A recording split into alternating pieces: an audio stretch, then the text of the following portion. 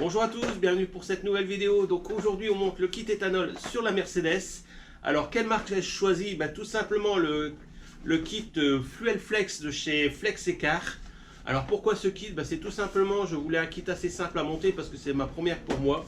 Je suis pas trop spécialisé dedans, donc ça va me permettre de vraiment mettre les mains dans cette nouvelle adaptation qui permet d'avoir un gain important au niveau de la consommation, pas de la consommation, mais du prix du carburant pour les essences. Donc j'ai trouvé ça vraiment optimum à installer sur la Mercedes pour le moment. Donc c'est un kit français, ça a été créé par deux ingénieurs toulousains. Donc voilà pourquoi mon choix. En plus c'est un kit qui coûte pas cher. Vous verrez, je vous mettrai toutes les infos comme d'habitude dans la barre de description sous la vidéo. Alors pourquoi celui-là en particulier? C'est surtout qu'il n'y a pas le capteur éthanol installé sur la conduite d'essence. Donc ça évite de dévier le circuit d'essence vers ce capteur.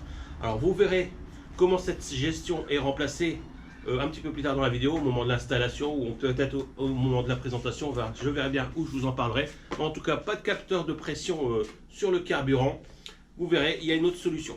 Voilà, donc j'ai trouvé ce kit super intéressant et super pas cher. Donc du coup, je me suis lancé. En plus, c'est français, donc vraiment le top. Donc que dire d'autre sur ce kit ou sur le site en particulier, enfin sur Flex-Car? C'est surtout qu'ils sont adaptés pour de nombreux types de motorisation. Alors on ne va pas rencontrer que sur les voitures. Donc sur les voitures vous aurez du 4 cylindres ou du 6 cylindres sans problème. Vous aurez aussi la possibilité d'aller voir sur le site la compatibilité des véhicules avec ce kit éthanol. Vous allez voir, il n'y aura pas que des véhicules automobiles, vous avez aussi du jet ski, vous avez des motos, vous avez du quad, vous avez du bateau, enfin tout ce qui peut être converti à l'éthanol, cette société le fait. En plus, ils sont super sympas, vous pouvez les contacter si vous avez des demandes d'informations, tout ça. Ils sont très ouverts, en plus c'est français, donc il n'y a pas de souci au niveau du langage. Franchement, je vous conseille à 100%. Voilà.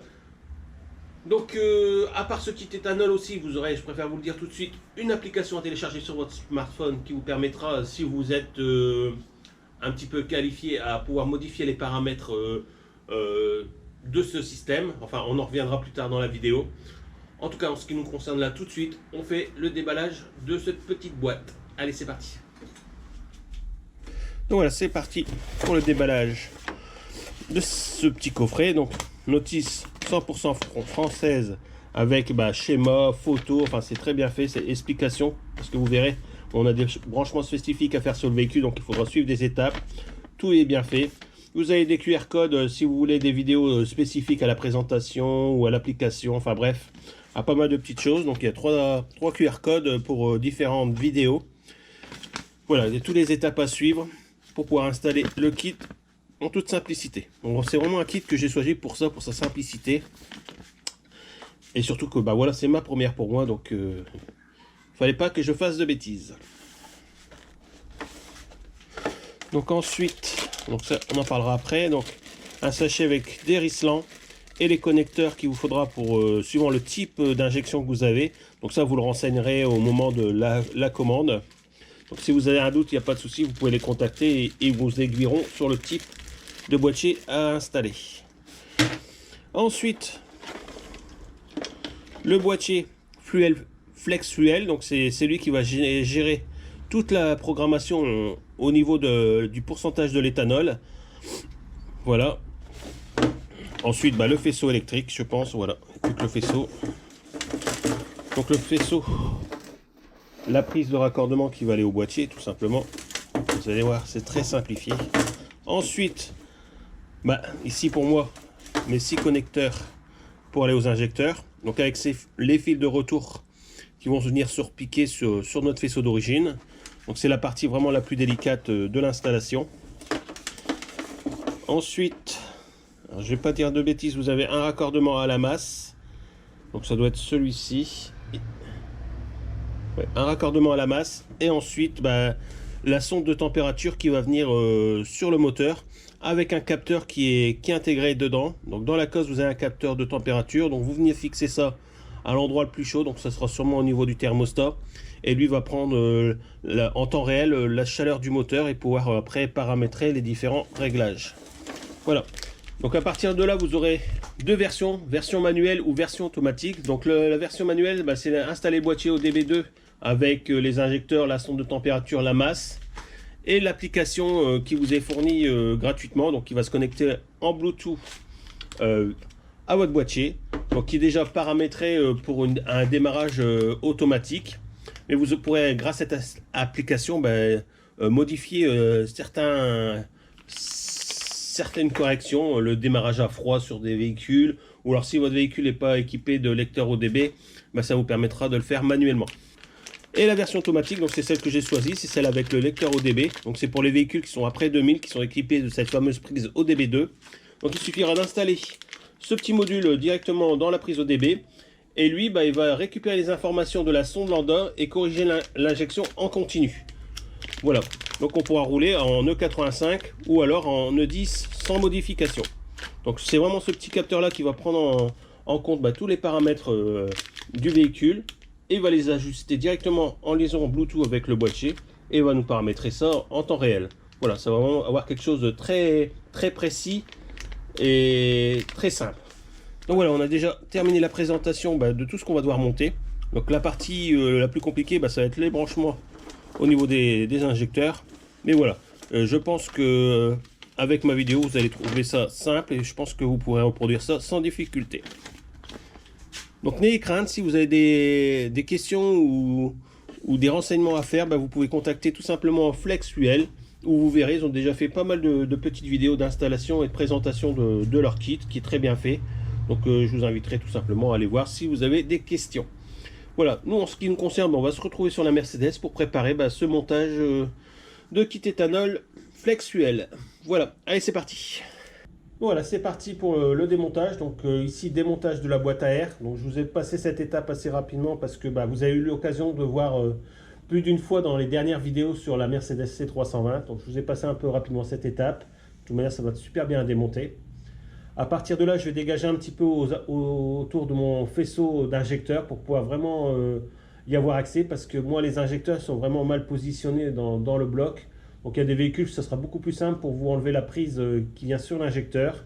Donc moi, il m'a fallu plusieurs essais avant de trouver la manipulation pour pouvoir retirer cette épingle. Il fallait que j'appuie sur l'épingle pour pouvoir retirer seulement après la prise. Donc mes doigts ne passaient pas.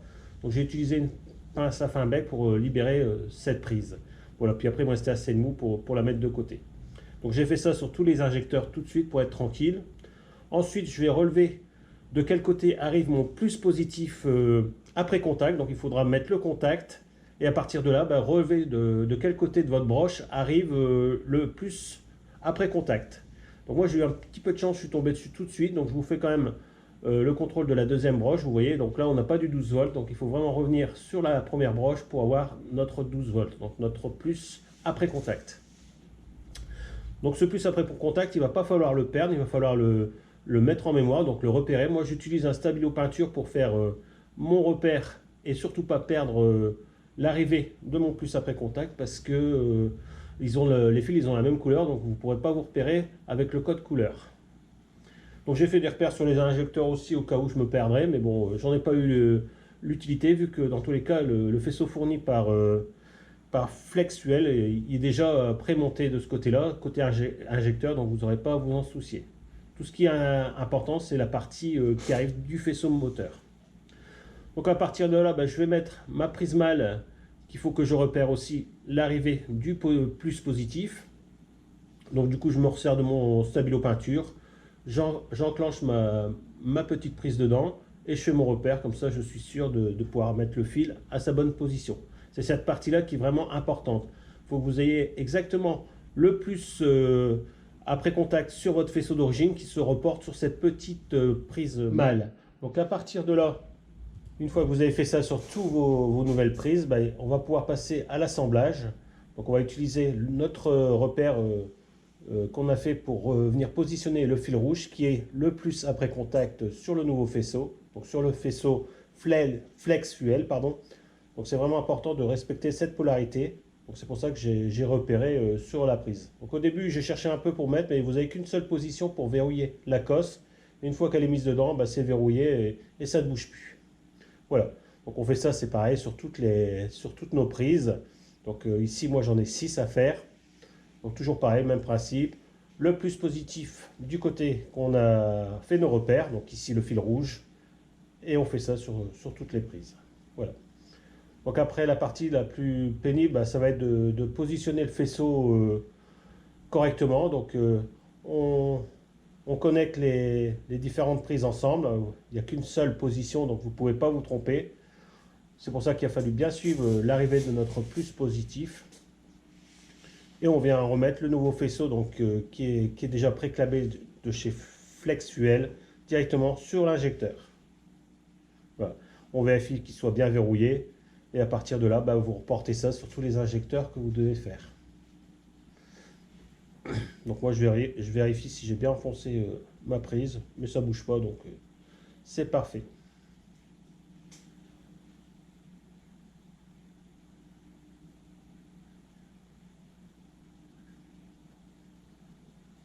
Donc à partir de là, bah, je vais refaire ça sur toutes les prises de chaque côté du faisceau.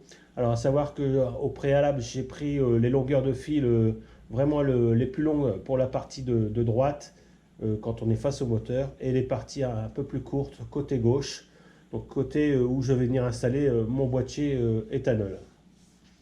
Donc après, bah, il suffit juste d'utiliser des risselants pour positionner le faisceau pour pas qu'il frotte nulle part, puis faire ça proprement. Hein, de toute manière, prenez votre temps, c'est la partie la plus délicate au moment de faire quelque chose de propre, quoi, si je peux dire. Donc voilà, ici il ne nous reste plus que notre fil de température. Donc on va venir le plus près possible du liquide de refroidissement. Donc ici sur la pompe à eau. Mais je suis juste à côté de la sonde de température d'eau. Donc du coup je me suis mis sur une vis.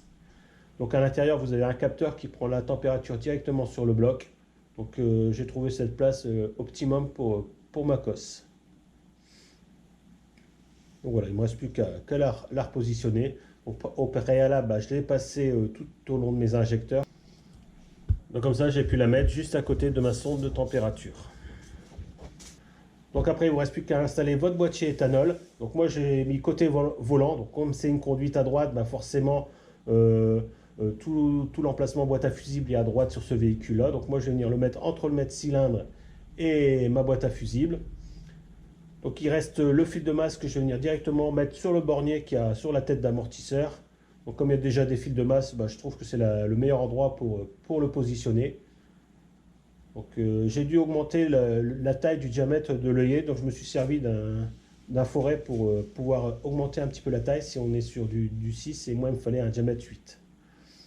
Voilà, donc à partir de là, bah, j'ai mis mon boîtier sous le couvercle. Je vérifie bien que mon câblage est bien passé. Donc tout ça c'est fait. Il ne me reste plus qu'à positionner mon filtre à air. Bon pareil, c'est une étape que je vous ai passée assez rapidement vu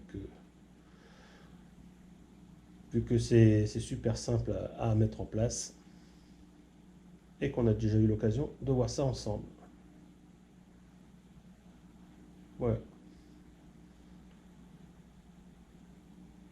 Donc à partir de là, il ne nous restera plus qu'à contrôler visuellement si le faisceau n'est vraiment pas apparent. Donc là, on peut se rendre compte que bah, j'ai fait ça proprement. Hein. On voit pas de bout de faisceau nulle part. Il n'y a rien qui traîne. C'est super propre. C'est comme à l'origine. Voilà. Donc prochaine étape, bah, ça va être le téléchargement de l'application. Et on se retrouve dans le véhicule pour la suite. Donc voilà, j'ai téléchargé l'application. Donc avec le QR code qu'il y a sur la notice qu'ils ont envoyé. Donc c'est le premier, l'application Android. Vous scannez le QR code et ça va installer automatiquement le petit programme. Donc je le lance. Connaissez-vous le kit éthanol? Oui. Aide à la connexion. Souhaitez-vous utiliser l'aide à la configuration? Oui. Mettre le contact. OK. Voulez-vous configurer automatiquement Flex? Oui. Alors branchez le module Flex à la prise diagnostique du véhicule. OK, c'est fait.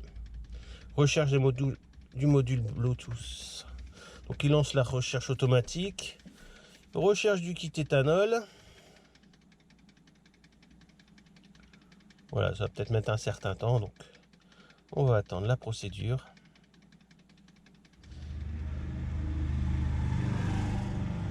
Alors, connexion réussie. Voulez-vous configurer la connexion manuelle du kit éthanol? Donc moi, je ne vais pas le faire en manuel.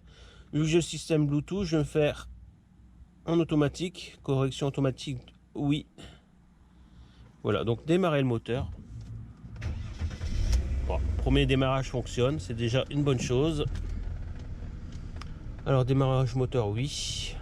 Activer l'apprentissage automatique du taux d'éthanol. Configuration de l'adresse. Donc vraiment tout se fait automatiquement, hein. Je fais que lire ce qui se passe. Donc apparemment tout a été configuré, ok. Test de communication, donc il faut attendre plus ou moins 1 minute. Donc je laisse le module faire la recherche, je vous reprends dans 1 minute.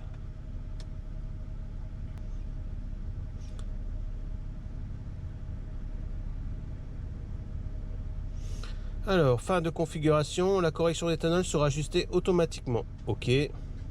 Fin de configuration, le modèle Fuel Flex doit être débranché en cas d'arrêt prolongé du véhicule de plus d'1 semaine. Donc ici, on a la prise ODB qui est branchée par ce petit module. Mais vous inquiétez pas si vous devez le débrancher parce que vous laissez brancher pour l'instant le temps qui fait tous les paramètres en roulant, tout ça qui prend vraiment toutes les valeurs pour vous ajuster le taux éthanol exact. Donc vous inquiétez pas si vous devez débrancher le module ODB2 pour mettre une valise diagnostique ou tout autre accessoire. Vous inquiétez pas, il prendra en valeur la dernière donnée enregistrée. Voilà. Et par contre, si vous n'utilisez pas votre voiture pendant plus d'1 semaine, bah, il est conseillé de débrancher ce petit module. Donc voilà, du coup on est sur test réussi. Donc on va aller en bas, on va vérifier qu'on a bien notre DB2 Fuel Flex. On va faire une demande de connexion.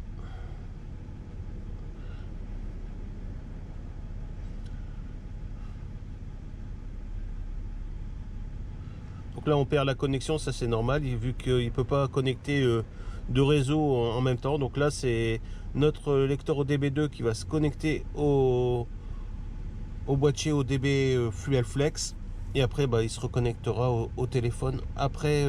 Voilà, comme là c'est fait, connexion réussie. Ok. Alors la correction d'éthanol sera ajustée automatiquement. Ok. Fin de configuration. Voilà. Donc du coup bah là on peut commencer à voir les différentes corrections. Donc là pour l'instant la dernière valeur 0%. EQ de correction rapide 0,8%. Bah, tout ça, ça va changer au fur et à mesure de l'apprentissage.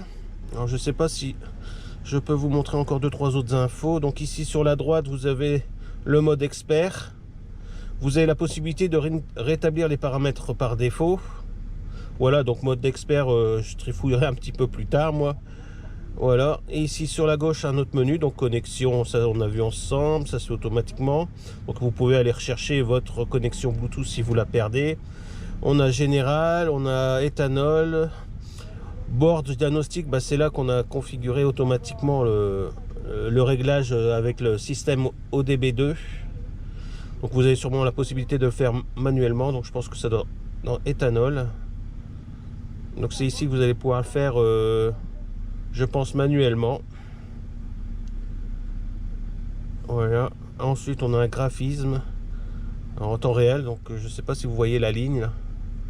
Donc, il y a possibilité d'avoir plusieurs rapports. Bon, comme elle vient juste de démarrer, je pense que bon turbo, moi, j'en ai pas. Temps d'injection. Je ne sais pas si j'accélère, si ça va modifier. Ouais. Donc, ça modifie un peu la courbe. Donc on a ensuite kit diagnostic. Donc c'est ici qu'on voit si les injecteurs sont bien opérationnels. Donc là moi j'ai mes 6 qui sont bien branchés, qui sont fonctionnels. Voilà, valeur actuelle de température, bah, 42 degrés. Température maximum, bon bah 100 degrés. Voilà, donc ensuite vous avez général. Donc général, bah, vous avez un petit graphisme qui prend en temps réel les temps d'injection, le régime moteur. Donc si j'accélère, on peut voir que ça se déplace. On peut relever aussi toutes les informations. Donc ça c'est un peu plus technique, donc il faudra vraiment que je cherche un petit peu les informations là-dessus. Donc ici la température moteur. Voilà, enfin ça reprend en général les infos prises par le boîtier. Donc voilà, pour moi en ce qui me concerne, il ne me reste plus qu'à faire le plein d'éthanol et puis faire les tests sur la route. Donc là pour le moment, comme elle est sur cale, il faudra vraiment que je termine le train avant pour pouvoir rouler un petit peu avec et pour vous faire un retour sur ce kit. Mais en tout cas au niveau installation et configuration du logiciel et enfin de l'application et du lecteur ODB2, franchement ça s'est fait tout seul. Donc voilà les amis, ça y est, j'ai monté mon premier kit éthanol, donc ici sur la Mercedes, donc je suis assez fier de moi, ça s'est super bien passé. Donc c'est vrai qu'on n'a pas dû modifier le circuit à carburant, donc je sais qu'il y en a qui sont adeptes du capteur éthanol directement sur le circuit carburant, donc en amont. Donc moi j'ai privilégié la simplicité avec ce petit capteur ODB qui fait les calculs, bien sûr après, mais qui fait les calculs et qui vient récupérer toutes les informations de la sonde lambda et qui paramètre ça. Alors peut-être que dans le temps c'est un petit peu plus long que d'avoir le capteur éthanol, mais je pense qu'au final on doit retrouver les mêmes capacités. Donc dans tous les cas je vous ferai un retour dans 6 mois, comme ça on aura eu des températures qui auront changé, ça me permettra de voir le démarrage à froid, tout ça sur le véhicule. Donc là j'ai mis 30 litres d'éthanol dedans, je l'ai fait tourner pendant plus d'1 heure. Bon, pas de changement, j'ai fait plusieurs démarrages, redémarrages, des accélérations, tout ça. Franchement ça se passe super bien pour le moment. Donc maintenant on va voir avec des démarrages à froid, des démarrages après plusieurs jours. Donc c'est pour ça que j'ai retiré mon capteur ODB, parce que voilà, si vous êtes comme moi, que votre véhicule ne tourne pas beaucoup, pensez-y à le retirer. Donc pour cette vidéo c'est terminé, donc je pense que la prochaine fois qu'on refera une vidéo sur la Mercedes, ça sera sûrement pour le moyeu ou pour la dépose des amortisseurs. En tout cas en ce qui concerne le bioéthanol, je suis content, c'est terminé. On va pouvoir passer à autre chose. Donc voilà, on se retrouve très prochainement sur la mécanique de Selon Bout pour d'autres vidéos. Donc si vous êtes en vacances, profitez bien de vos vacances. Si vous n'y êtes pas encore, patience, ça va arriver. Et nous on dit tout simplement à très bientôt. Allez, bye bye.